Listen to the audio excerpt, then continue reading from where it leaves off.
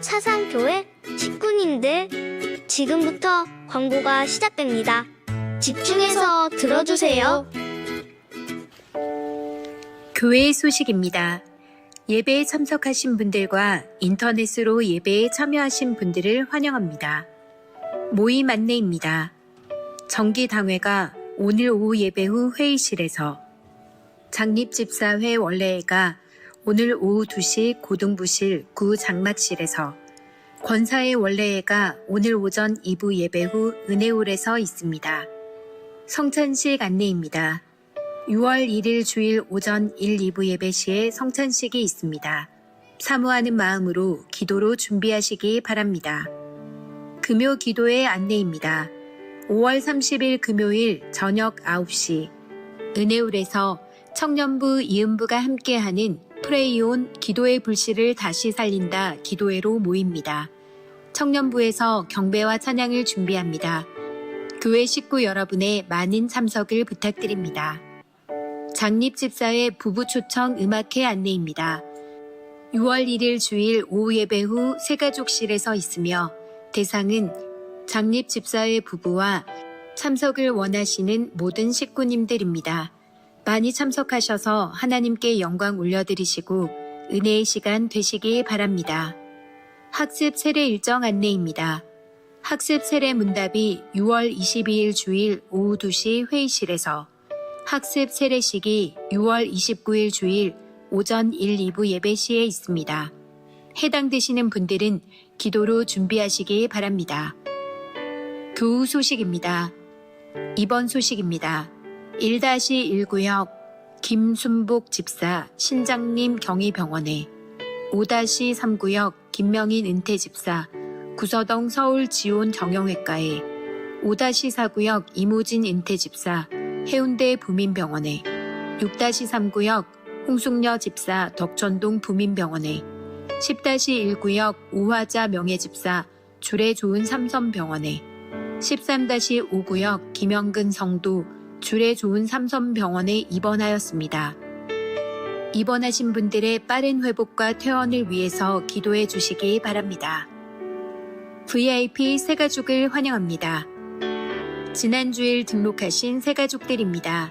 새가족들을 진심으로 환영해 주시고 위에서 기도해 주시기 바랍니다.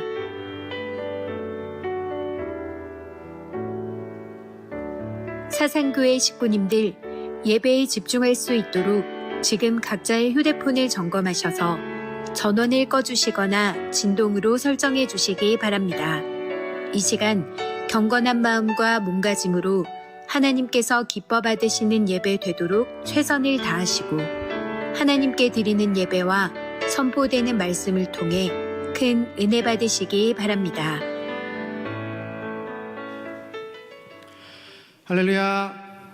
네, 오늘은 우리 이은부가 함께 전세대 예배 찬양을 하게 되었습니다. 다들 아시겠지만 우리 이은부는 지금 세대와 우리 다음 세대를 연결해주는 그런 부서입니다. 특별히 우리 이은부 모든 부모님들은 아이들에게 몸소 신앙을 전수하기 위해서 또 같이 예배도 드리고 또 이렇게 같이 찬양을 드리려고 합니다. 함께 찬양 드리는 우리 모든 성도님들, 오늘 우리 같이 찬양 드리면서 많은 은혜 받을 수 있는 그런 시간 되었으면 좋겠습니다. 우리 옆 사람과 이렇게 인사했으면 좋겠습니다. 참 잘 오셨습니다. 은혜 많이 받읍시다. 네. 이 시간 우리 다 같이 자리에서 일어나셔서 사도신경으로 우리의 신앙을 고백하도록 하겠습니다. 성도 여러분, 여러분은 하나님을 믿으십니까? 나는 전능하신 아버지 하나님, 천지의 창조주를 믿습니다. 나는 그의 유일하신 아들, 우리 주 예수 그리스도를 믿습니다. 여러분이 믿는 예수님은 어떤 분이십니까? 그는 성령으로 잉태되어 동정녀 마리아에게서 나시고 본디오 빌라도에게 고난을 받아 십자가에 못 박혀 죽으시고 장사된 지 사흘 만에 죽은 자 가운데서 다시 살아나셨으며 하늘에 오르시어 전능하신 아버지 하나님 우편에 앉아 계시다가 거기로부터 살아있는 자와 죽은 자를 심판하려 오십니다. 여러분은 지금 우리 안에 일하시는 성령님을 믿으십니까? 나는 성령을 믿으며 거룩한 공교회와 성도의 교제와 죄를 용서받는 것과 몸의 부활과 영생을 믿습니다. 아멘. 여러분, 하나님 좋으시죠? 네. 네. 하나님 좋으시죠? 네. 소리 너무 작아요. 이러면 좋아하는 거 하나님 못 느끼실 것 같아요. 뭐라 그러면 이렇게 킵하실 것 같아요. 여러분, 하나님 좋으시죠? 네. 이 시간 우리 하나님 정말 좋다면 이렇게 찬양했으면 좋겠습니다. 좋으신 하나님.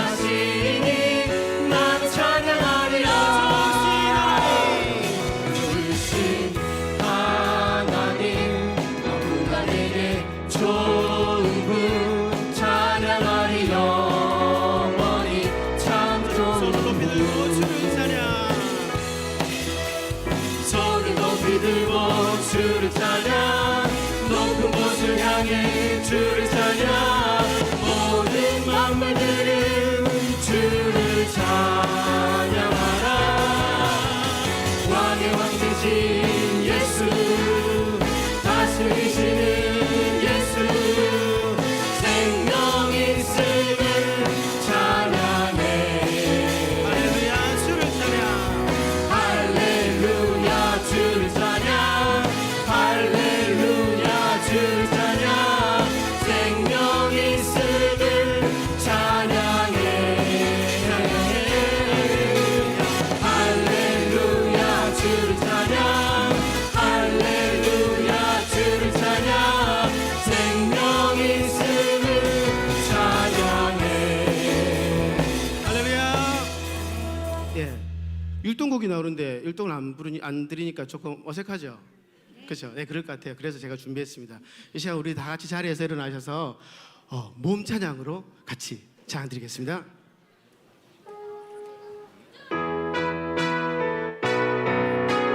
손을 높이 들고 주를 찬양 손을 높이 들고 주를 찬양 높은 곳을 향해 주를 찬양 모든 만물들은 주를 찬양하라 왕의 왕 되신 예수 다스리시는 예수 생명 있음을 찬양해 할렐루야. 할렐루야 주를 찬양 할렐루야 주를 찬양 생명 있음을 찬양해 할렐루야 주를 찬양 할렐루야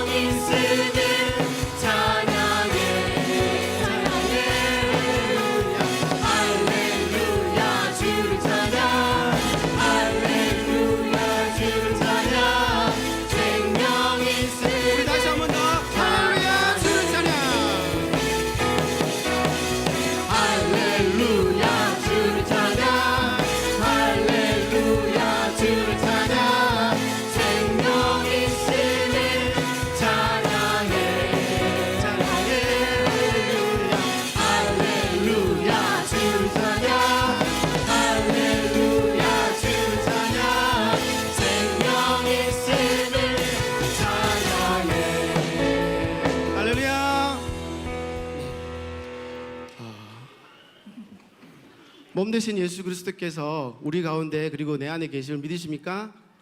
그래서 우리가 교회입니다. 네.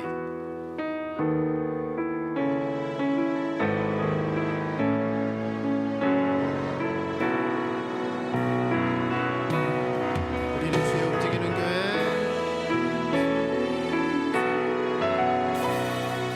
우리는 주의 움직이는 교회 이곳은 주님을 위한 자리 내가 기도하는 모든 땅에서 하나님 예배받은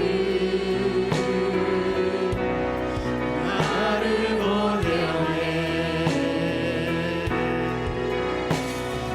노래로 주님의 성전을 지으리 높임을 받으소서 이스라엘 찬송 증거하신 주님은 거룩하십니다 두 손 들어 주님의 보좌를 만들고 공항다에 경배하리 푸른 날개 사이에 임하신 것처럼 내 위에 임하소서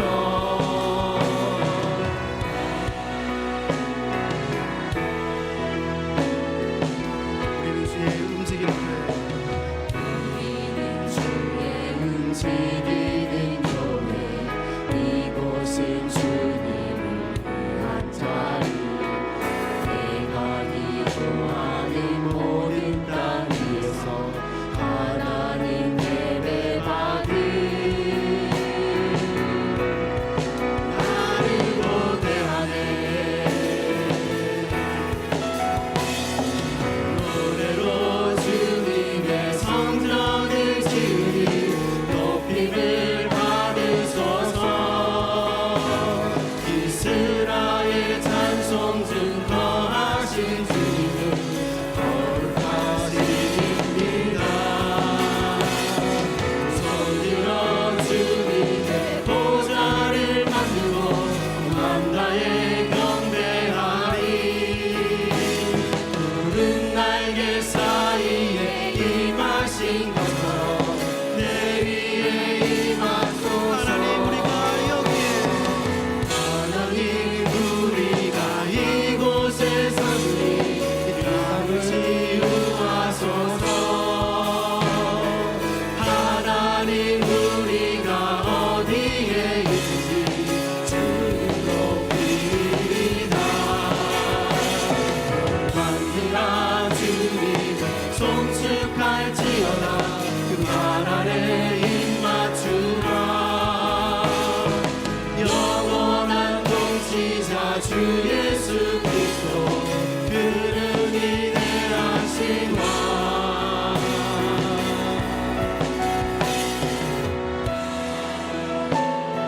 우리는 주의 움직이는 교회. 주의 움직이는 교회 이곳은 주님을 위한 자리 내가 기도하는 모든 땅 위에서 하나님 예배받은 나를 고대하네 모든 시선을 주님께 드리고 살아계신 하나님을 느낄 때내 삶은 주의 역사가 되고 하나님이 일하기 다시 한번 모든 시선을 주님께 살아계신 하나님을 느낄 때 살아계신 하나님을 느낄 때 내 삶은 주의 내 삶은 주의 역사가 되고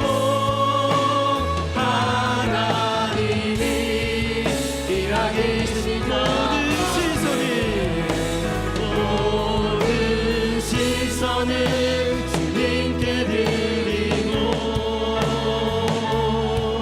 전능하신 하나님을 느낄 때 세상은 주의 나라가 되고 하나님이 일하기 시작.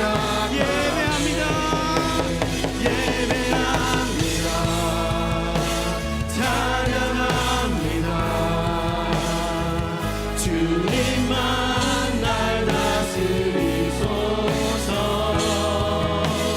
예배합니다. 찬양합니다. 주님 홀로 높이 받으라. 다시 한번 고백하겠습니다. 예배합니다.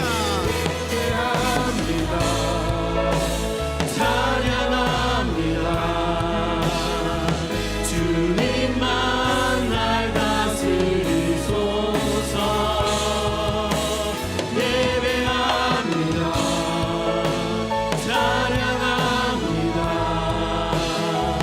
주님 홀로 높이 받으소서. 주님 홀로 높이 받으소서. 주님 홀로 높이 받으소서.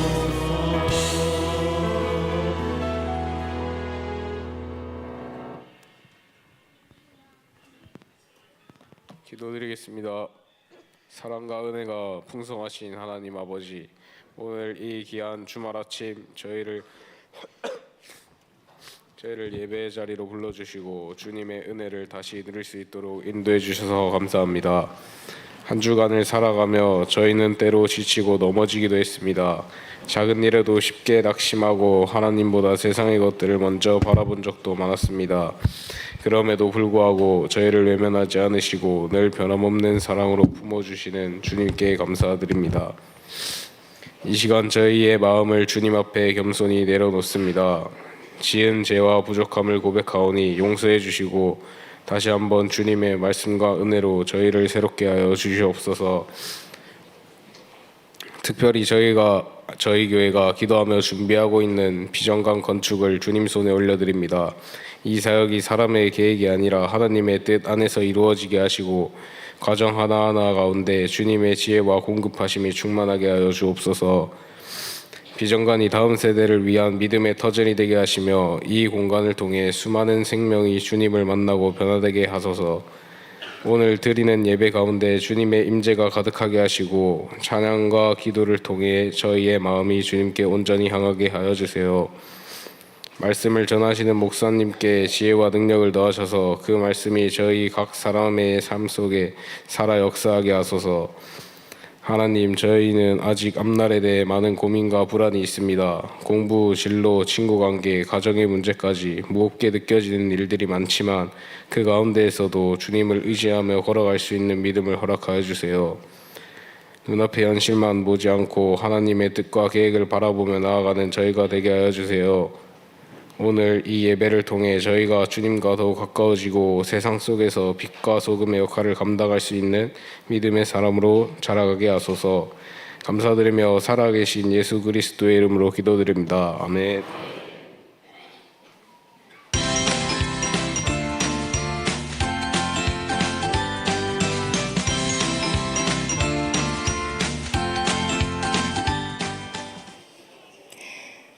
자, 할렐루야. 반갑습니다. 오늘도 이렇게 은혜의 자리에, 예배의 자리에 나오신 우리 사상교회 식구들을 환영하고 축복합니다. PPT 먼저 한번 띄워주시겠어요?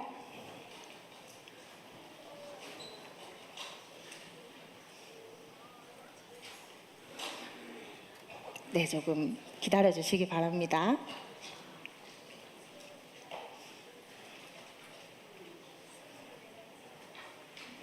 네.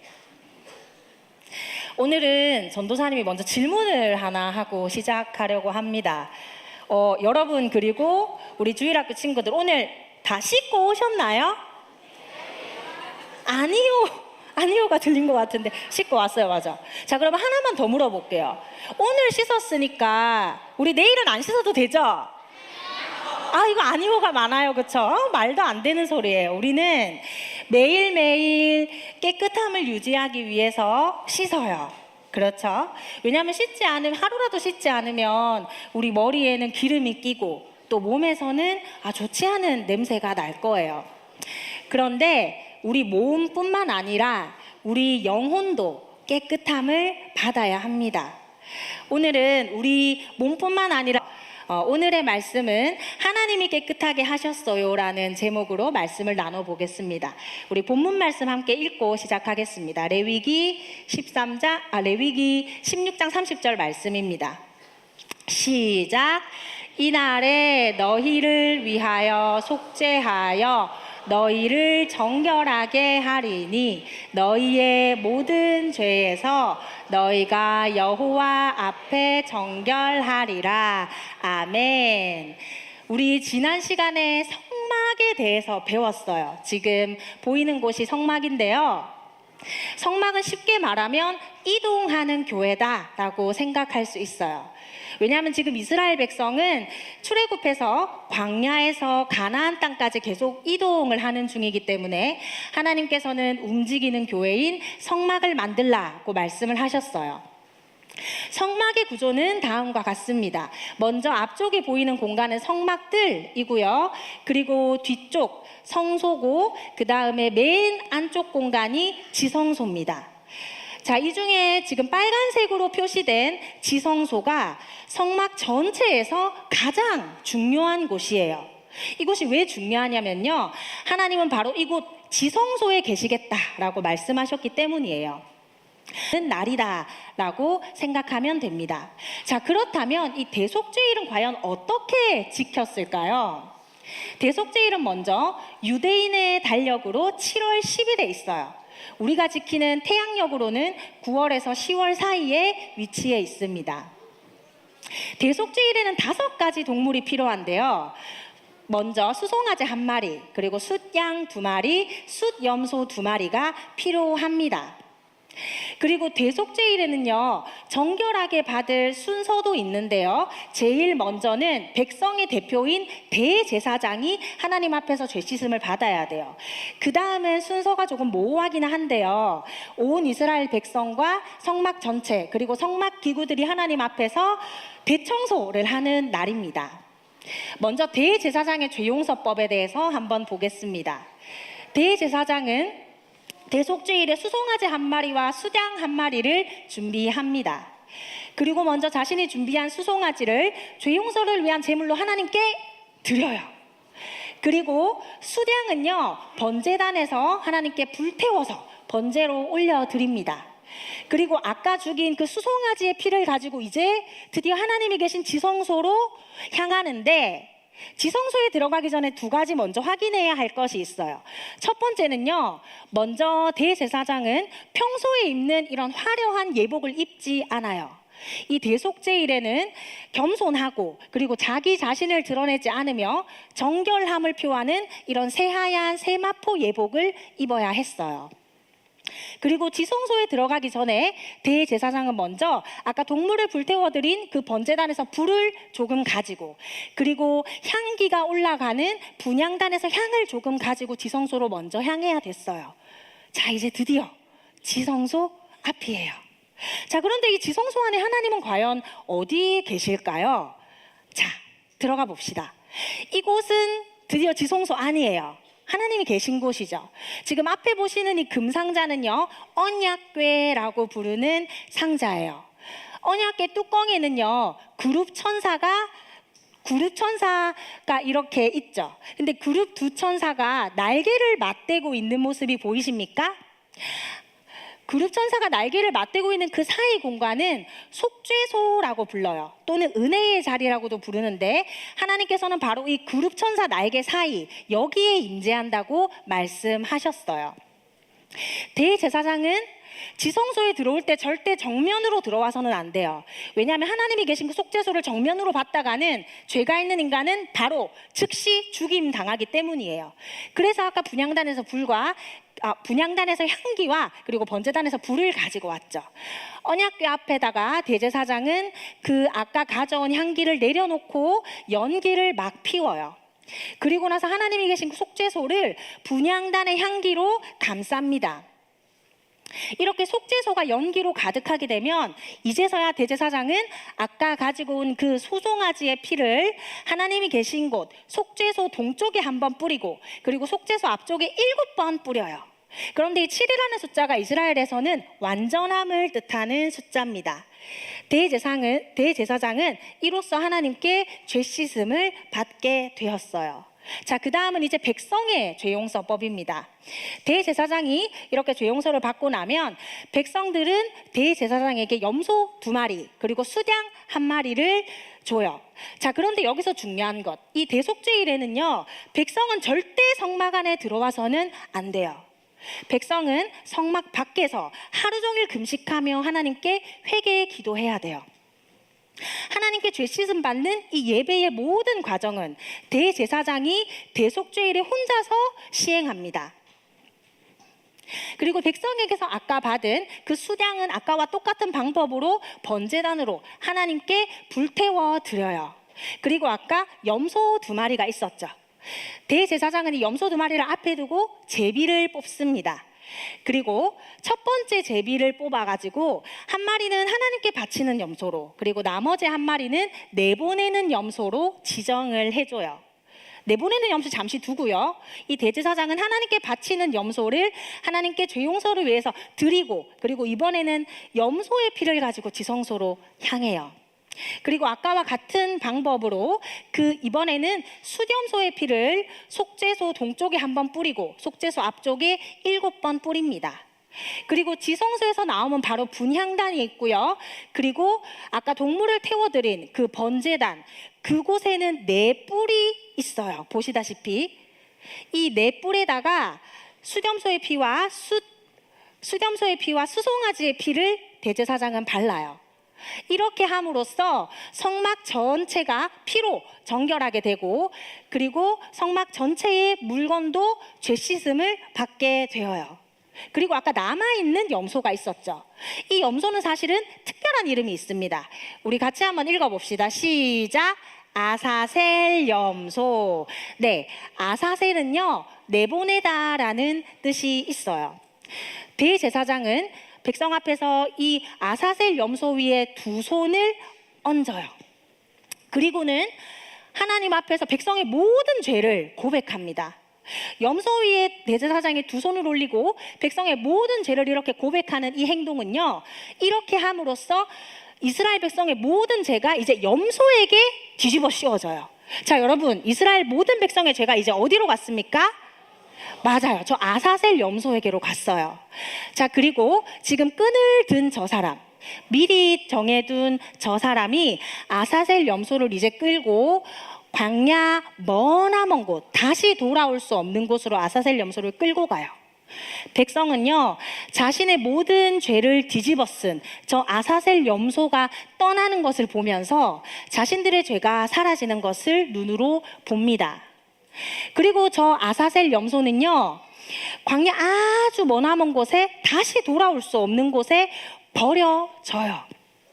그러면 저 염소는 어떻게 되느냐? 결국에는 사나운 짐승에게 뜯겨 죽거나 아니면 이리저리 홀로 헤매다가 절벽에 떨어져 죽는 운명을 맞게 되죠.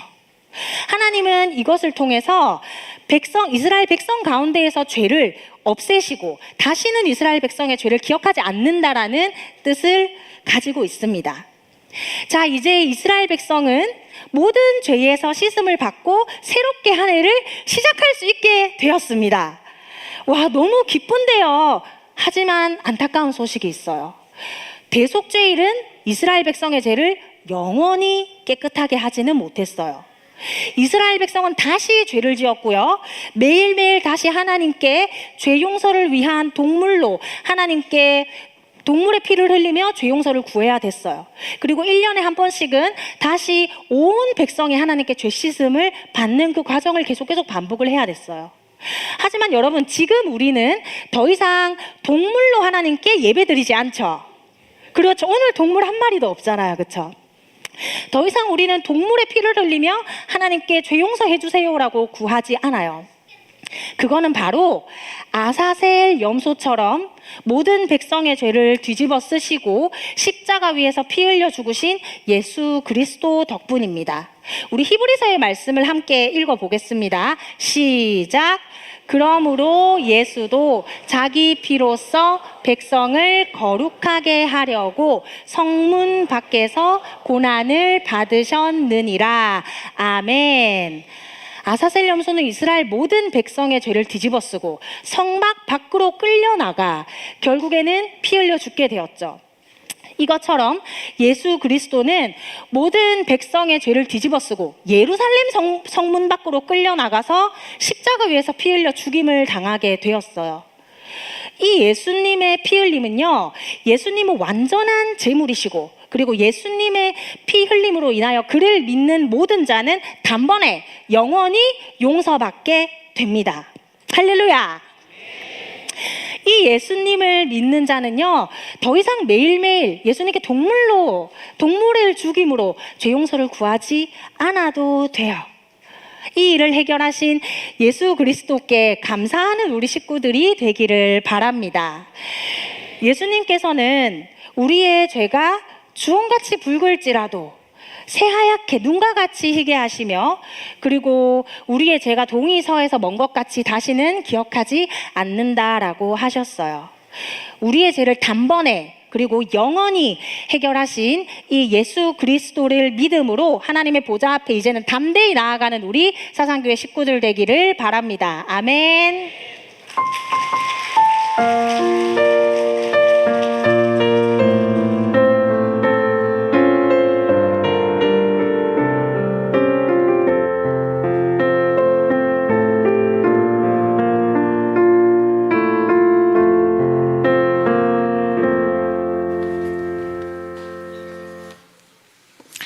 예, 하나님께 드리는 금 우리 하나님께 봉헌하겠습니다. 다 같이 손 모으고 기도하겠습니다.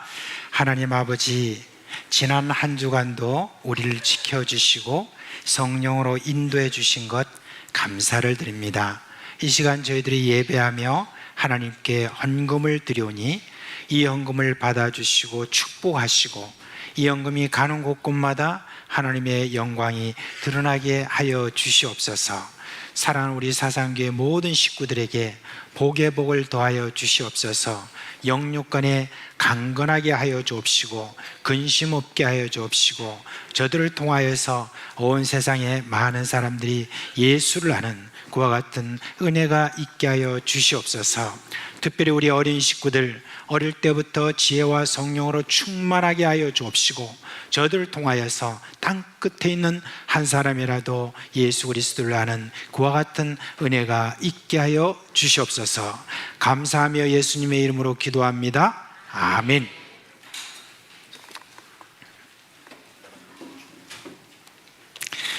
자, 오늘 5월 마지막 주를 이렇게 맞이했습니다. 이제 5월 마지막 주, 이제 오늘 보여주지 않습니다. 우리 암송하겠습니다.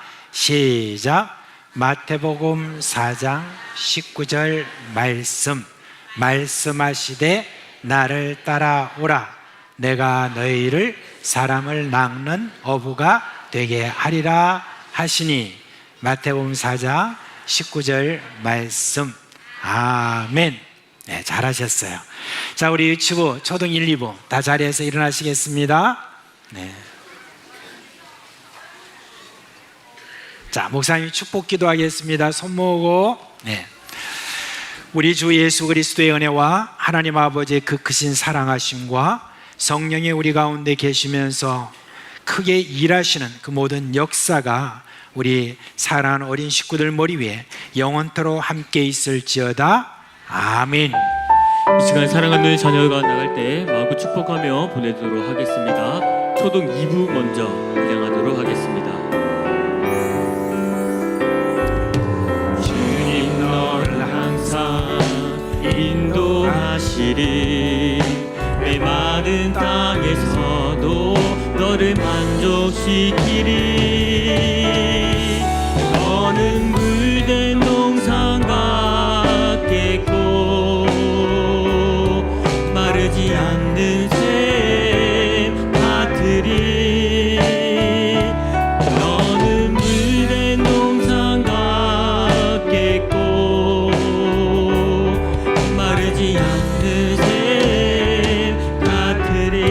초동 1부 대장하도록 하겠습니다. 주님 너는 항상 인도하시리 메마른 땅에서도 너를 만족시키리 너는 그댄 농상 같겠고 마르지 않는 샘 같으리 너는 물된 농상 같겠고 마르지 않는 샘 같으리 6지부 진행하도록 하겠습니다. 주님 너를 항상 인도하시리 메마른 땅에서도 너를 만족시키리 너는 물된 농상 같겠고 마르지 않는 샘 같으리 너는 물된 농상 같겠고 마르지 않는 샘 같으리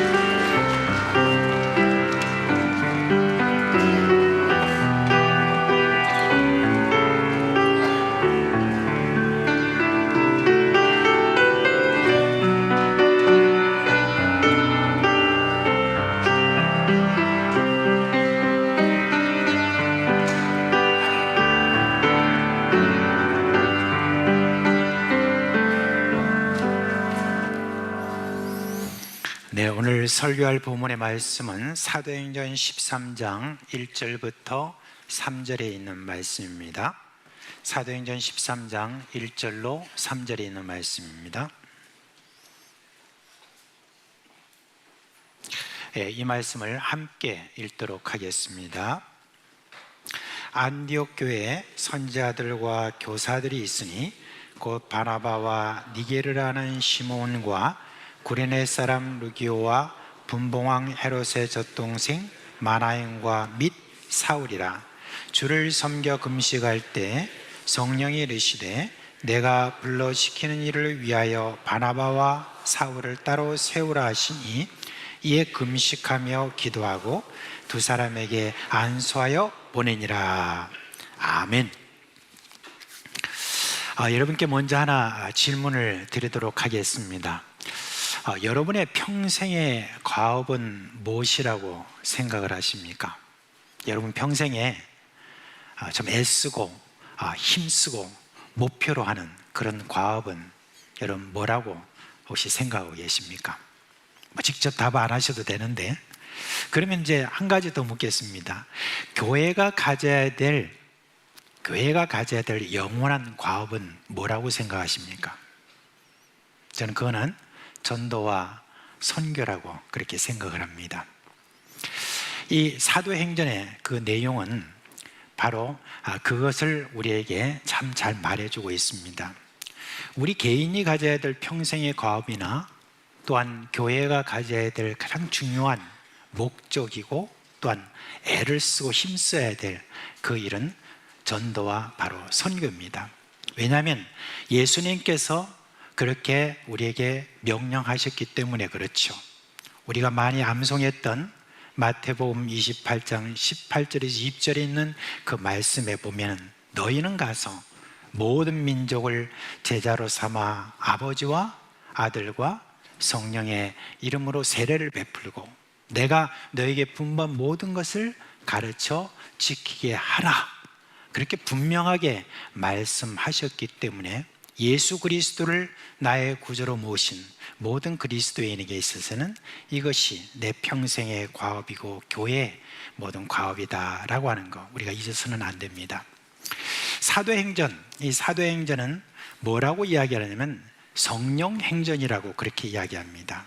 이 성령행전이라고 하는 이유는 뭐냐면은 이 선교와 전도의 모든 일들을 주도하시는 분은 바로 성령이시다 라고 하는 뜻에서 그와 같은 말씀을 하고 있습니다. 그런데 이 성령께서는 그냥 성령께서 직접 하신 그것이 아니라 교회를 통해서 이 일을 하시기를 원하십니다. 바로 교회가 그래서 선교와 전도하는 주체가 되어진다라고 하는 그것을 말하는 겁니다. 많은 사람들이 이제 생각하기를 전도나 또 선교 이거는 전문가들이나 아니면 선교사가 하는 것 아니냐, 그냥 교회는 그걸 잘할 수 있도록 뒷받침하는 것이 아니냐라고 그렇게 생각하는데 그렇지 않습니다. 이 선교와 전도의 주체는 바로 교회고 교회는 전도 공동체요 그리고 선교 공동체가 되는 것입니다. 자, 그러면 교회가 전도와 선교를 잘하기 위해서 무엇이 가장 중요한가 이에 대해서 잘 말해주는 것이 바로 사도행전 13장에 나와 있는 이 교회의 모습입니다. 선교의 주체는 성령이시고 성령이 주도하시면서 교회가 쓰임을 받는데 그 모델이 오늘 우리가 읽은 바로 이 안디옥 교회입니다. 이 교회의 특징을 우리가 오늘 좀 살펴보고 우리 사상교회도 그런 특징을 가짐으로 이 세계 복음화에 성령의 쓰임 받기를 주님의 이름으로 축원합니다. 자, 먼저 여러분, 이 안디옥 교회는 어떤 특징이 있었느냐? 다양함이 있었습니다. 사도행전 13장에 보면은 이제 제일 먼저 안디옥 교회의 지도자들을 이제 먼저 이야기하고 있습니다. 이들은 뭐라고 말하냐면 예언자와 교사들이다 그렇게 말했어요. 그런데 누가 예언자인지 누가 교사인지 거기에 대해서는 구분이 여기 없어요. 어쩌면 예언자들과 교사들이라고 뭐 딱히 구분할 필요가 없을지도 모릅니다. 모두가 다 예언자고 교사이기 때문에 그렇다고 그렇게 생각할 수 있습니다. 그런데 이 당시에 예언 이렇게 하면 우리가 교사하면 우리가 많이 익숙한 말이지만 예언이라고 하면 무슨 뜻인가? 고린도전서 12장에 나와 있는 은사 중에 예언의 은사라고 하는 그 은사가 있습니다. 그런데 많은 사람이 생각할 때 예언이라고 하는 것은 미래에 어떤 일어날 그 일에 대해서 미리 알고 그걸 이야기해 주는 것, 그걸 예언이라고 생각을 말합니다.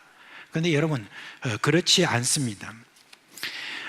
우리가 구약의 예언자들을 누구라고 하냐면 선지자라고 하죠, 그죠? 근데 이 선지자들을 히브리어로 말하면 나비라고 합니다. 그런데 이제 나비라고 하는 이 말은 원래 동사 원형으로 뭘 말하냐면 나파르라고 이렇게 이야기해요. 이 나파르라고 하는 것은 위에서 뭐가 떨어지다는 뜻이거든요. 근데 떨어지다는 건 무슨 말이냐면 위에서 하나님께서 이 선지자들에게 말씀을 떨어뜨려 준다는 말입니다. 그러면 선지자들은 그것을 받아가지고 어떻게 하죠? 그걸 받을 대상이나 어떤 개인이 될 수도 있고 그룹이 될 수도 있고 그리고 이스라엘 백성들이 될 수도 있습니다. 그런 모든 이들에게 그렇게 전하는 바로 그 임무를 맡은 사람이 누구냐면 바로 선지자가 되겠습니다. 말하자면 선지자는 하나님이 주신 말씀을 받아 그렇게 전하라는 뜻인데, 그러면 이 하나님의 말씀 속에는 미래만 있는 게 아니죠. 하나님의 그 말씀에는 과거도 있고 그 다음에 현재도 있고 미래가 있죠.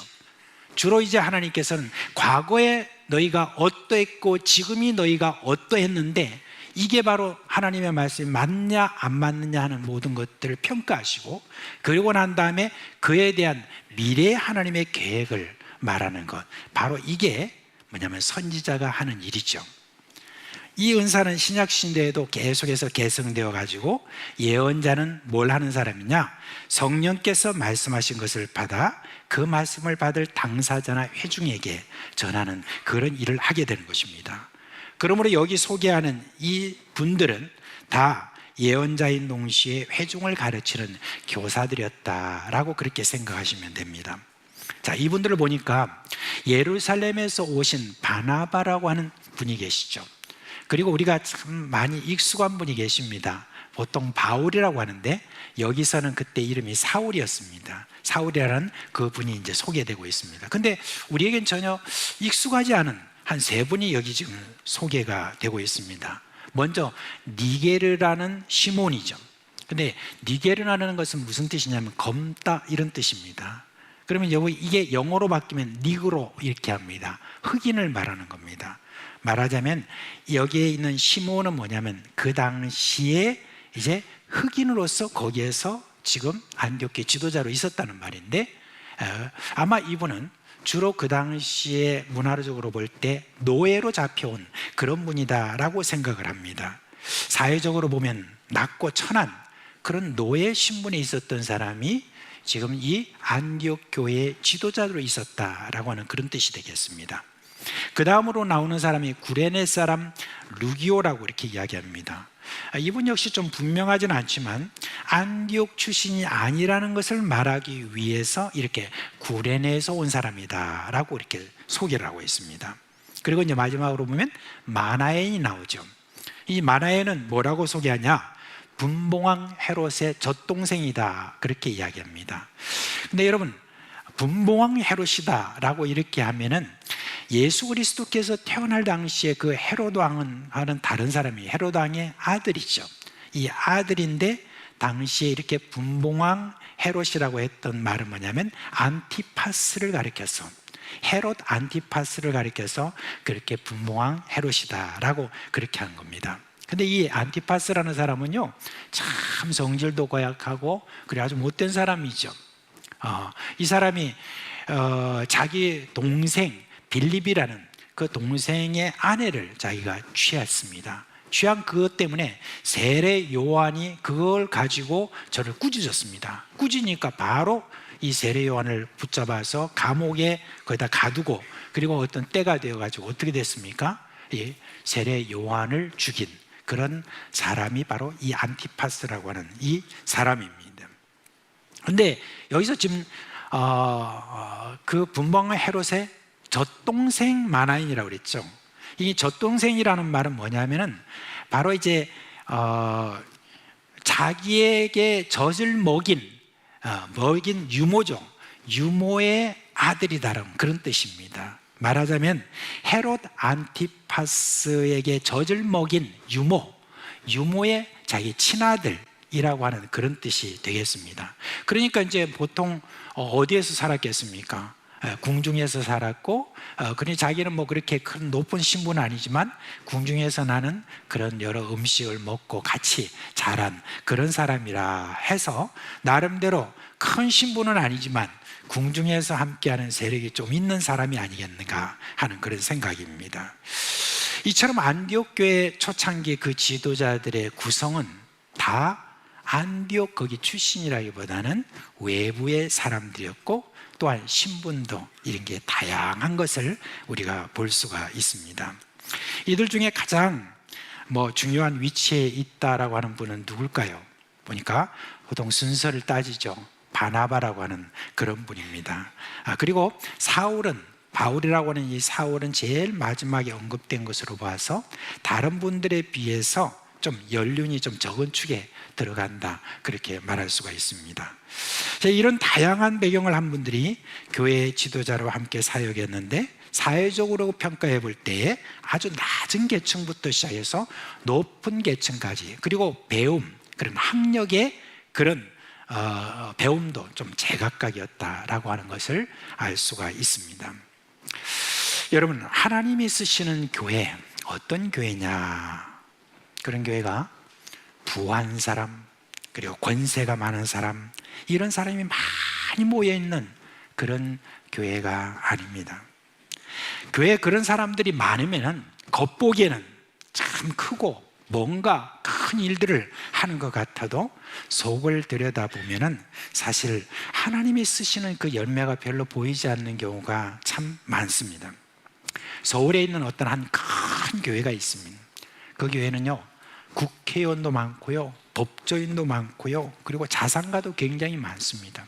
그 교회가 뭔가 큰 일들을 할 것 같은데, 특별히 전도와 선교를 위해서 굉장히 많은 일을 할 것 같은데, 그런데 가만히 속을 들여다보면 그냥 수천억 건물을 그렇게 짓는 데다가 온전히 다 몰두를 하고, 그리고 교회 운영하는 거기에다가 얼마나 멋지고 화려한 많은 것들을 꾸며놓고 그걸 운영하는 거기에 많은 사람들이 더 투입되는, 다 인건비 이런 것들이 많이 되는 거기에다가 몰두를 하고, 그리고 선교는 그냥 흉내만 내는 그런 어떤 일들을 합니다. 그러니까 자연스럽게 거기에서 수많은 선교사가 잘 나오지 않는 그런 모습을 보게 됩니다.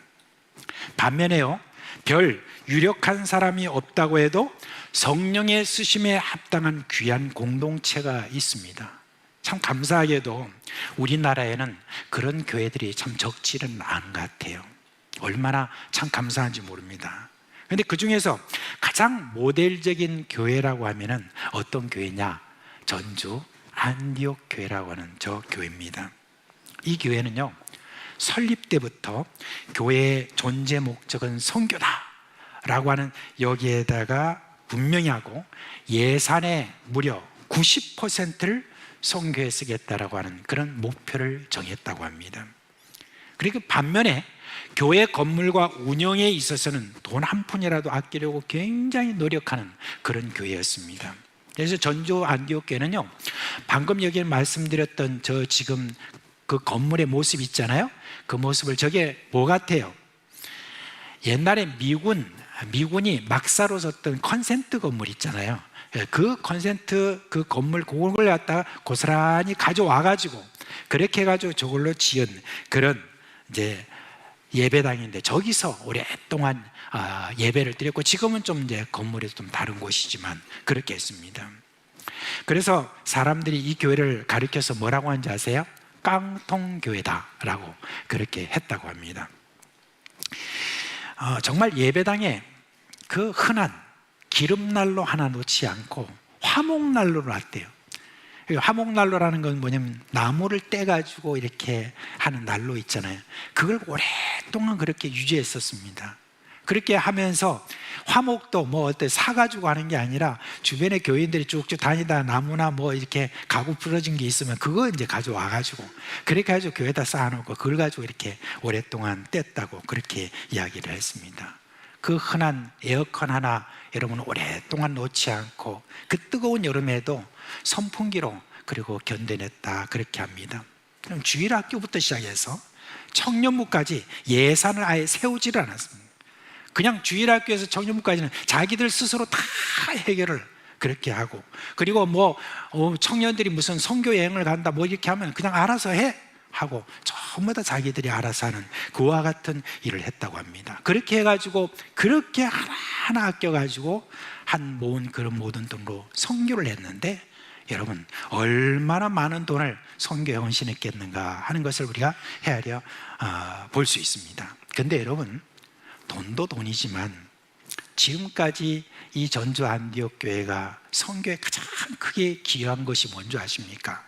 그거는 그 교회를 통해서 상당히 많은 선교사가 세계 곳곳에서 지금도 여러분 사역을 하고 있다는 겁니다. 그리고 그 교회 출신들의 선교사를 제가 몇 분을 만난 적이 있는데 정말 선교도 잘할 뿐만 아니라 정말 헌신도가 얼마나 큰지 모릅니다. 그걸 볼 때 정말 이 교회는 그렇게 큰 교회는 아니에요. 큰 교회는 아니지만 이 교회를 통해서 얼마나 하나님께서 크게 참 일을 하시는가 하는 것을 보는데, 그 교회 별로 그렇게 유력하고 이런 사람들 많이 없습니다. 그럼에도 불구하고 그런 일을 하는 그런 다양한 모든 계층들이 목표를 정확하게 정하고 함께 그렇게 사역하는 이 교회를 볼 수가 있습니다. 제가 몇 년 전에 평창에서 이제 그 선교 대회가 하나 있었습니다. 근데 그 선교 대회에서 저보고 강의 하나를 맡아달라고 그래서 제가 이제 강의 하나 마련해서 거기 올라갔습니다. 근데 올라가니까 거기에 정말 전설 같은 그 전주 안디옥 교회의 그런 초대 목사님인 이동희 목사님이 거기 오신 거예요. 얼마나 반갑던지. 그래서 이동희 목사님하고 이제 어떻게 하든지 길을 쓰고 식사 자리를 한번 같이 가기 위해서 한번 그렇게 했는데 드디어 식사를 같이 하게 되었습니다. 정말 묻고 싶은 게 많았지만은 여러 가지 이렇게 묻는 가운데서 이동희 목사님이 정말 성실하게 참 답을 잘 해주셨는데, 그 중에 한 가지 참 인상 깊은 그런 답이 있었습니다. 제가 이렇게 물었습니다. 아니 목사님, 어떻게 그렇게 뭐 큰 교회도 아닌데 그런데 이 교회에서 그렇게 많은 선교 사역을 잘 감당할 수 있었던 비결이 도대체 뭡니까? 라고 그렇게 물었습니다. 그러니까 목사님이 이렇게 하셨습니다. 저는요 늘 하나님의 뜻이 무엇인가를 저는 물었습니다. 그렇게 이야기를 하는 거예요. 근데 여러분 이게 너무 평범한 대답 같잖아요. 너무 평범한 대답 같은데 누구나 할 수 있는 말씀 같아도, 그러나 그분의 입에서 나오는 그 말씀을 제가 들었을 때는 이게 정말 대단한 그런 말씀이었다라고 그렇게 생각을 했는데, 하나님의 뜻을 묻는다, 늘 묻는다라고 하는 그 뜻이 무엇인가 하는 건 바로 오늘 여기에 지금 나와 있는 안디옥 교회 지도자들이 그런 어떤 모습을 가졌다는 거예요. 성령께서 무슨 말씀을 하시는지 늘 귀를 기울이고 있었던 사람들이 바로 이 안디옥 교회 지도자들이었고, 바로 그 전주 안디옥 교회 목사님과 거기 있는 지도자들의 그런 모습이었다는 것입니다. 2절 말씀해 보니까 이분들이 어떻게 교회를 참 지도해 나갔는지 하는 것을 엿볼 수 있는데, 2절 말씀해 보니까 주를 섬겨 금식할 때라고 그렇게 이야기하고 있습니다. 여러분 주를 섬긴다는 것은 주로 함께 모여서 기도회를 갖기도 하고, 그 다음에 예배를 하기도 하고, 또한 뭐 이런저런 교회 활동을 한다는 바로 그런 이야기죠. 근데 그 뒤에 보니까 금식할 때라고 하는 말이 함께 붙어 있습니다. 그러니까 이분들은 그냥 금식을 뭐 어쩌다가 한 번씩 하는 그런 것이 아니라 자주 금식을 했다라고 하는 바로 그런 이야기를 하고 있습니다. 사실 여러분 금식의 전통이라는 것은 유대교에서 왔다고 볼 수가 있습니다. 이에 초대교회는 주로 유대인들이었잖아요. 그러니까 사도들도 그렇고 거기에 있는 사람들도 거의 다 금식을 했는데, 원래 이 안디옥 교회 지도자들 역시 금식을 생활화했음을 우리가 여기서 볼 수가 있습니다. 이제 금식과 관련된 건전한 그런 책들을 보면 왜 우리가 금식을 하느냐에 대해서 이제 몇 가지로 정리를 했습니다. 보니까 금식은 자기 자신이 회개를 표현할 때 하는 것, 그 다음에 좀 더 간절하게 주님을 구할 때, 또는 자신을 뭔가 좀 한번 새롭게 좀 해야 될 어떤 그런 필요가 있다고 느낄 때, 그때 우리가 금식을 해야 된다, 그렇게 이야기를 하고 있습니다. 그리고 이제 하는 말이 정기적으로 금식을 하면 참 좋다, 그렇게 말합니다. 이유는 뭐냐? 절제를 생활하기 위해서라고 그렇게 말합니다. 실제로 여러분, 우리가 식탐을 줄이면요, 여러 면에서 우리가 절제가 되는 것을 보잖아요, 그죠? 그래서 금식을 생활하면은 우리 삶도 절제가 될 뿐만 아니라 여러분, 이런 비결도 있답니다. 치매가 잘 안 온다고 합니다. 그러니까 참 금식이라는 것도 굉장히 우리에게 참 중요한 그런 일 같습니다. 그런데 안디옥 교회 지도자들이 금식하는 이유는 따로 있었습니다. 이분들이 예언자라고 그랬잖아요. 그러니까 하나님으로부터 오는 말씀을 듣는 것이 너무너무 중요했습니다. 이제 그걸 듣기 위해서 이들이 자주 금식한 것 같습니다. 사실 여러분, 금식을 하면은 여러 가지 면에서 우리가 민감해지죠. 소리에도 굉장히 민감하고, 또 냄새도 이제 아주 민감해지고, 모든 감각들이 다 살아납니다. 그리고 영적 감각도 역시 함께 살아납니다. 그래서 우리는 체질에 따라서 이제 우리가 뭐 금식 기간이나 방법을 달리할 수 있습니다. 이제 어떤 분들은요, 이게 일주일간 금식해도 그냥 덤덤하신 것 같아요. 그런데 어떤 분은 하루만 금식해도 손이 덜덜덜 떨리는 그런 분들이 있지 않습니까? 이런 분들은 좀 연달아서 하는 것이, 이제 자주 하면서 한 끼씩 하는 것이 좋다고 합니다. 저는 가장 좋은 금식 중에 하나가 저녁 금식인 것 같아요. 저녁에 좀 이렇게 비우는 금식을 하는 게 여러분, 우리에게 참 좋지 않나, 그런 생각입니다. 그리고 우리가 금식이라는 것이 꼭 식사에만 해당되는 게 아니잖아요, 그죠? 어떤 금식들이 있습니까? 여러 가지가 있겠지만 요즘은 컴퓨터 금식도 있고, 핸드폰 금식도 있고, 그리고 유튜브 금식도 있고, 그런 여러 가지 종류의 그런 금식을 하는 그런 일이 있습니다. 저는요, 우리 교회에 이렇게 참 금식하는 분들이 참 많다고 하는 거, 많다고 하는 게 얼마나 참 우리 교회가 복된 줄 모릅니다. 어떤 분은요, 좀 드러나게 하시는 분도 계세요. 그렇지만 대부분 보니까 여러분, 드러나지 않도록 아무도 모르게 하는 그런 분들이 있는 것 같아요. 근데 그런 분들은 이제 딱 보면 대충은 이제 이렇게 느껴지고, 제가 그렇게 그렇게 물을 필요가 없는 그렇게 금식을 하는 그런 분들이 있는 거, 정말 그분들에게는 제가 정말 감사드리고 싶어요. 어떻게 하든지 그런 금식을 통해서 뭔가 좀 영적으로 민감하기를 원하는, 또 절제하기를 원하는 그런 어떤 태도는 참으로 하나님 앞에서 참 귀하다, 그런 생각입니다. 이처럼 여러분, 안디옥 교회 지도자들은 이런 영적 감각이 무너지지 않도록, 무뎌지지 않도록 자주 금식을 하면서 영적인 민감함을 유지했다는 것을 우리가 알 수가 있습니다. 그 다음에 여러분, 주를 섬겨 금식할 때 그 다음 뒤에 나오는 이 구절 말씀 있죠. 이건요, 너무나 당연하다는 듯 툭 던지듯 한 그 말이 지금 하나 이어지고 있습니다. 뭐냐? 성령이 이르시되 라고 했습니다. 여러분, 지금 이 시대에 교회에 정말 필요한 것이 무엇일까? 저는 이 말씀이라고 생각합니다. 우리 교회 지도자들이 간절하게 기다려야 될 것이 뭐냐 했을 때 저는 이거라고 생각합니다. 성령이 이르시되 하는 겁니다. 이스라엘 백성들이 타락했을 때를 가장 잘 말해주는 게 뭡니까? 그때는 하나님의 말씀이 희박하였더라 라고 하는 것 아니겠습니까?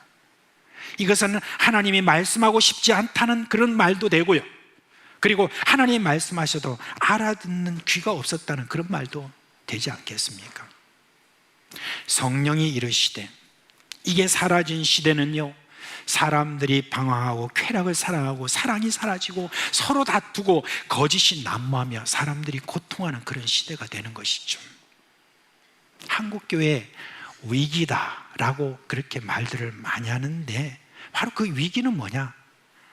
성령이 이르시되라고 하는 어떤 하나님이 말씀하시는 그 말씀에 그런 영적인 어떤 민감함이 지금 많이 사라진 가운데 있는 것은 아닌가? 성령이 이르시되라고 하는 이것이 휴박하게 된 것은 아닌가라고 하는 바로 그것이라고 저는 생각을 하게 됩니다. 여러분, 저는 우리 사상교회가 참으로 하나님의 쓰심에 합당한 그런 교회가 되기 위해서는 바로 이게 필요하다고 생각합니다. 성령이 이르시되 이게 우리 사상교회에 있기를 주님의 이름으로 축원합니다. 이러한 어떤 영적 민감함이 우리 가운데 있기를 위하여서 우리가 자주 금식하고 자주 우리 생활에 절제를 가지는 그와 같은 삶이 우리 가운데 있기를 주님의 이름으로 축원합니다. 성령이 안디교회에 근데 뭘 명하십니까? 사람 내어놓아라, 일꾼을 내어놓아라 하는 것이었습니다. 성령께서 뭐라고 하십니까? 내가 불러시키는 일을 위하여 바나바와 사울을 따로 세우라 그렇게 했습니다. 이 말을 들었을 때 지도자들은 아마 깜짝 놀랐을 것입니다. 왜냐하면 바나바와 사울이 누굽니까? 한 분은 안디옥 교회의 담임 목회자와 같은 역할을 하는 분이고, 그리고 한 분은 여러분 정말 탁월한 뛰어난 교사였습니다. 사울이 그때 유력한 위치는 아니다 할지라도 바나바와 다른 지도자가 볼 때도 미래의 앞으로 지도자다라고 하는 그와 같은 어떤 사람들의 그런 평가에는 별로 차이가 없었을 것입니다. 그런데 이 두 분을 지금 불러서 내가 시키는 일을 위하여서 보내라고 이렇게 했을 때 이 두 분이 빠지고 난 다음에 안디옥 교회는 어떻게 될까? 제대로 운영이나 될 수 있을까라고는 그런 의문이 들 수 있을 것입니다. 그런데 성령에 민감했던, 성령의 말씀에 있어서 민감했던 그런 안디옥 교회 지도자들은 기꺼이 이분에 대해서 성령이 이르시었기 때문에 이 일에 대해서 아멘 하고 다시 금식하고 저희들을 안수해서 어떻게 해서 보냈다라고 그렇게 하고 있습니다. 제가 지금으로부터 한 20년 전 가까이 됐을 거예요. 제가 선교지에서 아주 충격적인 그런 이야기를 들었습니다. 어떤 교회들은 부목사로 오래 있는 분들이 담임 목사로 청빙을 받지 못하면은 그러면 어떻게 하느냐?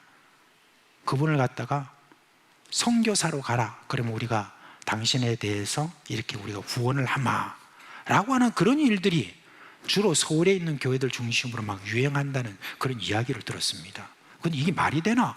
라고 그렇게 생각을 했었는데 나중에 보니까 우리 기리스탄에 그때 오신 그런 선교사님 중에 한 분이 저에게 솔직하게 그걸 고백을 하는 거예요.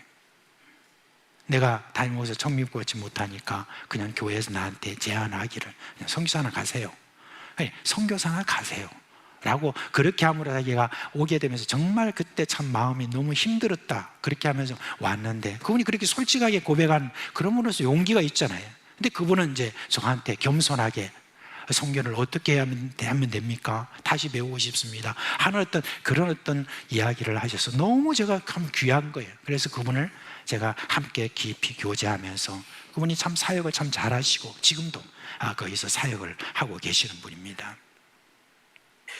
만약에 교회가 더는 우리 교회에 필요가 없습니다라고 하는 어떤 그런 뜻으로 어떤 사람을 선교사로 내보낸 분, 우리 교회에서 좀 그냥 그 사람 그냥 막 선교사나 갔으면 좋겠다 라고 하는 귀찮은 어떤 그런 마음으로 있는 어떤 그런 마음으로 만약에 어떤 사람을 선교사로 보낸다고 하면 그 교회는 정말 질이 아주 나쁜 그런 교회죠. 우리나라 영화 중에 보면 친구라는 그런 유명한 영화가 있죠. 지금도 유행하는지 모르지만 당시 그 영화에 나오는 그 유명한 대사가 있잖아요, 그죠? 그 유명한 대사가 있는데 이 조직 폭력배 1인자가 2인자에게 이런 말을 하지 않습니까? 여기 있지 말고 하와이에 가서 좀 거기 좀 있으라 그렇게 하죠. 그러니까 2인자가 뭐라고 합니까? 네가 가라 하와이 그렇게 하지 않습니까? 혹 담임 목사님이 부목사에게 네가 가라 선교사 그렇게 하면 이 부목사가 대들면서 네가 가라 선교사 그렇게 하면 어떤 일이 일어날까 그런 생각입니다. 저는 여러분께 권합니다. 여러분 똑똑하고 설교도 잘하고 예의도 바르고 흠잡을 데 없고 앞으로 교회에 참 귀한 목사로서 다 그렇게 잘할 것 같은 그런 제목이 보인다면 그러면 선교사로 보내시길 바랍니다. 왜 잠잠해요? 선교사로 보내시기 바랍니다. 이 대목에서 제가 한 가지 말씀을 더 드리고 싶습니다. 소천하신 원로 목사님 박창환 목사님과 저에 대한 이야기입니다. 목사님이 제가 참 존경하는 분이고 저를 그렇게 또 사랑하시고 귀하게 많이 보여주셨던 참 고마운 그런 분입니다. 근데 한 가지에 있어서는 당시 제가 좀 그때 제 말을 좀 그렇게 귀 기울여서 좀 들어주셨으면 하는 그런 아쉬움이 있습니다. 제가 1981년에 군에 있을 때 새벽 기도회 때 제가 선교 소명을 받아가지고 그리고 제대하고 난 다음에 박창원 목사님께 제가 선교 소명을 받았습니다라고 이제 말씀을 드렸어요. 그리고 난 다음에 이제 우리 집안의 그때 형편이 너무너무 어려웠어요. 그러니까 제가 직장에 취직할 수밖에 없었습니다. 그래서 제가 직장에서 일을 하고 있는데 또 일을 하니까 또 재미있잖아요. 막 이렇게 하는데 근데 한 2년쯤 갈 때 이제 박정호 목사님 저를 부르시더라고요. 부르시면서 야, 너는 선교한다는 놈이 언제 신학교 갈래? 그렇게 이야기하는 거예요. 그 말씀이 그때 당시에는 목사님 뭐라고 딱 꾸정하시면 그거는 이거 하나님 말씀하시는 거잖아요. 그러니까 제가 그냥 바로 그때 그냥 직장에다가 사표를 내고 그리고 그 사표 내는 과정도 참 어려웠습니다만 사표를 내고 그리고 그때 이제 여름 가까이 됐을 때부터 이제 제가 좀 공부를 좀 했습니다. 근데 참 공부하면서 하나님께서 그때 큰 축복을 주셨던 것 같아요. 그 짧은 기간이지만 그렇게 공부하면서 그래도 제법 그때 연합고사를 했는데요. 제법 성적을 좀 많이 얻게 되었습니다. 그때 제가 이제 선교사로 가기 위해서 먼저 농대로 갔다가 그 다음에 대학원에서 좀 신학을 하려고 그렇게 했습니다. 근데 제가 그 목사님께 제가 이제 농대를 좀 갔다가 가겠습니다라고 이렇게 하니까 막 불같이 화를 내면서 농대는 무슨 농대! 신학대 가야지 해가지고 바로 신학교 가라고 해가지고 그 말을 듣고 이제 제가 1984년에 이제 고신대학 신학과로 그렇게 입학하게 되었습니다. 그리고 난 다음에 이제 제가 이제 교회에 이렇게 있으면서 때 청년회도 하고 이렇게 하면서 1985년 여름에 제가 이제 목사님에게 키우는 선교를 하는 교회라고 하는 그런 제목으로 좀 타이핑을 해가지고 기한을 만들어가지고 그렇게 해서 제가 목사님께 올려드렸습니다. 근데 몇 주가 지나도 아무 말씀이 없는 거예요. 제가 얼마나 궁금합니까? 그래가지고 혹시 그거 안 보셨습니까? 그렇게 이야기를 하니까 목사님이 그때 당시 이렇게 이야기를 했습니다. 뭐라고 답했을까요? 이렇게 말씀하셨어요. 언제 키워서 보내노? 이렇게 이야기하셨습니다. 언제 키워서 보내노? 제가 그때 얼마나 실망이 됐는지 모릅니다. 선교 역사와 모든 것들을 볼 때에 참으로 잘 키워서 이렇게 보내야 된다라고 하는 그런 생각을 가지고 이렇게 했는데 근데 목사님은 그 당시에요 우리 교단뿐만 아니라 우리 전 어떤 한국 교회에서 그래도 선교하는 데 있어서 굉장히 앞서서 가신 분이었거든요. 그런데 제가 그걸 이해한다고 생각을 하고 그렇게 했는데 전주 안비옥교 이동희 목사님 보다도 좀 더 앞서서 생각하신 분이라고 해요. 그 정도로 박창원 목사님 선교에 대해서 상당히 그때 밝은 그런 분이었는데 너무 그때 당시에 제가 실망하고 그렇게 했었습니다. 그런데 이제 오랜 세월이 지나고 난 다음에 이제 목사님이 소천하시기 이제 한 몇 년 전에 그때 이제 저하고 천천히 그렇게 이야기를 하시면서 목사님 그렇게 말씀하시더라고요. 이선교사 그때 그냥 이선교사 말이 참 맞는 것 같아 그런 이야기를 그때 하셨습니다.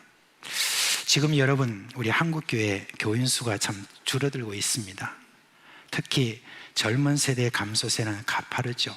목사 지원자도 줄어들고 있고 사라지는 교회도 많고, 그러니까 평신도로서 무슨 선교사로 나가겠다는 일은 더욱 없습니다. 이제 여러분 목회 훈련을 받고 해외 교회를 설립할 그런 어떤 선교사로 나갈 그런 사람들은 이제 갈수록 더욱더 줄어들고 있는 그런 형편입니다. 네, 여러분, 우리 사상교회는 아까 말씀대로 이렇게 했으면 좋겠습니다. 똑똑한 사람, 아주 신앙에 열심히 있고 전도 잘하고 이런 사람이 있다고 하면은 여러분 선교사로 준비시켜서 내보내주시기를 바랍니다. 근데 아멘 하는 분이 한 서너 분밖에 안 계시는, 이게 왜 아까부터 지금 자꾸 이렇게 꼬장을 부리십니까? 왜 그러세요? 우리 사상교회 그런 사람 보냅시다. 네. 중3층에 지금 제가 늘 이렇게 지금 살아오는데 가만히 계실 때가 많아요. 중3 준비만 해주시기 바랍니다. 그래 주시기 바랍니다. 네, 네, 감사합니다. 네. 요즘 제가 만나는 아이들한테 우리 학교, 우리 저 교회 학교 학생들한테 지나가면서 이럽니다. 너 목사해라. 선교사해라. 그럼 어떤 애 어이가 없다는 듯이 이렇게 하면서 이제 그런 애가 있는데, 근데요, 그 중에서 열의 하나는 진지하게 듣습니다. 듣고 이렇게 합니다. 고려해 보겠습니다. 이렇게 이야기를 해요.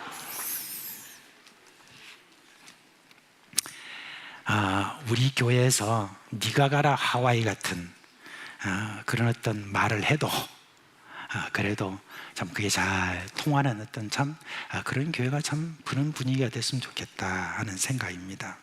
오늘 여러분, 우리가 안디옥 교회가 하나님의 쓰심에 합당한 그런 특징을 우리가 좀 살펴봤는데, 참 신분의, 사회적 신분의 어떤 거기에 잇대지 않고 어떤 신분이든지 학력이 어떠든지 할 것 없이 그 모든 계층에 있는 사람들이 다 함께 이렇게 모일 수 있는 그런 분위기 있죠.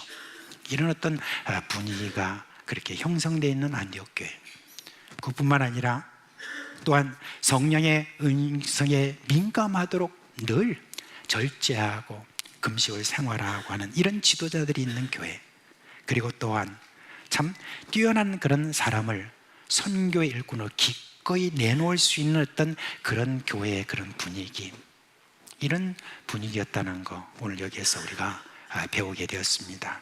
우리 사상교회 이제 좀 있으면 여러분 비전관도 이제 완성이 되고 올해가 지나고 나면 내년에 또 귀한 목사님 또 오시고, 이런 어떤 그런 모든 분위기 속에서 아무튼 우리 교회가 어떻게 하든지 하나님의 쓰심에 합당한 그런 교회의 특징, 이걸 가져서 하나님이 크게 쓰임받는 그런 우리 사상교회 되기를 주님의 이름으로 축원합니다.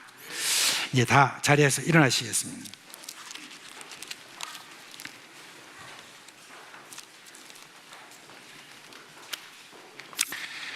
오늘 중고등부 학생들 여기 있고 청년부가 있는 분이다. 우리 중고등부 학생들이 관심이 제일 많아요. 여러분, 목사할 사람 손 들어봐요. 네, 됐습니다. 네. 그다음에 선교할 사람 손 들어보세요. 선교할 사람, 선교사. 자, 여기 있는 여기 있는 사람들 다 두 손 들어요. 빨리 두 손 들어. 다 두 손 드세요. 말 안 들래요? 두 손 드세요. 두 손 드세요. 됐습니다. 다 그런 줄 알겠습니다. 감사합니다. 자, 우리 찬송가 502장 함께 부르겠습니다.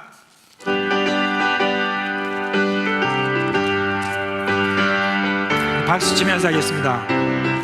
빛의 사자들이여 어서 가서 어둠을 물리치고 주의 진리 모르는 백성에게 복음을 빛처럼 빛의 사자들이여 복음의 빛처럼 죄로운 것 밝게 비춰라. 빛의 사자들이여 선한 사역 위하여 힘을 내라. 주 함께하라. 가시는데 주의 크신 사랑을 전파하며 복음의 빛처럼 빛의 사자들이여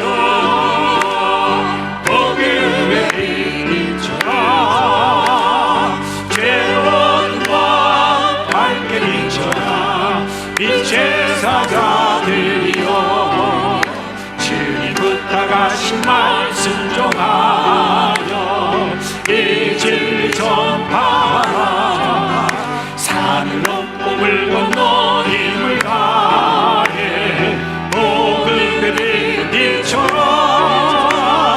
빛의 사자들이여 복음의 빛처럼 죄로운 밤 밝게 비춰라 빛의 사자들이여 동서남북 어디나 땅끝까지 주님 말을 지하고 눈 어두워 못 보는 백성에게 복음의 빛처럼 빛의 사자들이여 복음의 빛처럼 죄로운 밤 밝게 비춰라 빛의 사자들이여 우리 주 예수 그리스도의 은혜와 하나님 아버지의 그 크신 사랑하심과 성령의 우리 가운데 계시면서 일으키시는 그 놀라운 생명의 역사가 사랑하는 우리 교회 식구들 머리 위에 그 가정과 생활 위에 영원토록 함께 있을지어다. 아멘.